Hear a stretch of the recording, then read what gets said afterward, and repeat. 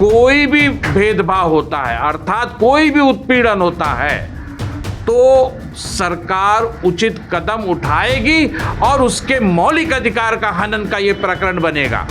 इस नाते जो चीज इस संविधान में पहले से ही प्रत्येक भारत के नागरिक को उपलब्ध है अधिकार के रूप में, तो कहने का मतलब आप संविधान का उल्लंघन मानते हैं?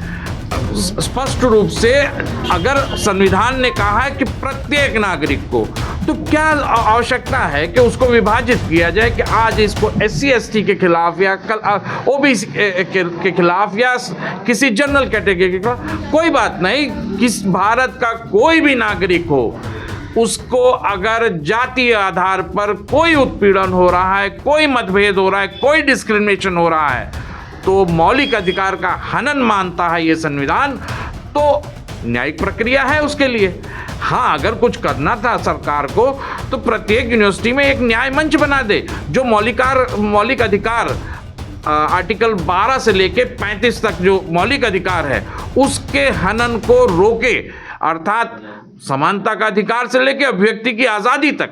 ये जो आर्टिकल 19 में है वो भी सारा कुछ, अगर यूनिवर्सिटी के किसी छात्र का हनन हो रहा है, अगर उसके अभिव्यक्ति की आज़ादी का हनन हो रहा है, अगर उस पर जाति और धन के आधार पे कोई डिस्क्रिमिनेशन होता है, तो न्यायिक व्यवस्था, न्यायिक संरक्षा इसी कॉन्स्टिट्यूशन में दिया गया है। सरकार को चाहिए था कि इस मौलिक अधिकार के हनन के विरुद्ध कोई भी चीज हो तो वहां एक जो संविधान कहता है न्यायिक प्रक्रिया, उसके तहत कार्रवाई करें। अंतिम सवाल, इस संविधान का कलर कौन सा आप कहेंगे? संविधान वही कलर है जो भारत के प्रत्येक देशवासी का है, यानी सतरंगी। और यह जो कानून आया है UGC का, इसका कलर? इसमें तो ये बनाने वाले की मंशा काली है, तो उस नियत काली होगी, नीति काली होगी, तो उनके द्वारा बनाया हुआ प्रत्येक कृत्य काला रहेगा। मतलब काला कानून है?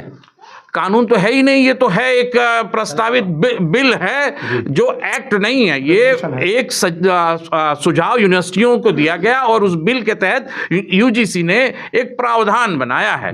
तो न इसमें कोई विशेष बाध्यता वाली चीज है कि हाँ उनको न्याय मिल ही जाएगा, न इसमें कोई ऐसा कोई गारंटी जैसी बात है कि जो संविधान कहता है कि मौलिक अधिकार हनन पे वो प्रत्येक नागरिक का अधिकार है।